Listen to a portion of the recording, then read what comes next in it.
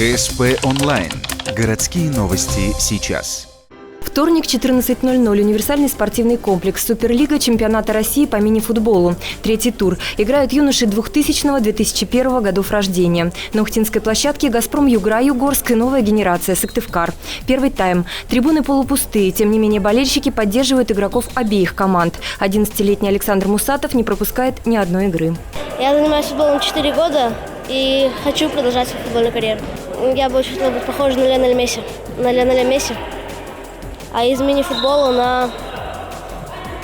на Александра Сивца. Атака на одни ворота, атака на другие. Счет открывают на 9-й минуте. Первый гол – ворота сыктывкарцев. Еще через пару минут «Газпром Югра» забивает новой генерации второй гол. Сегодня в 16 часов на этой же площадке юноши МФК «Ухта» встретятся с командой «Прогресс» из города Глазово.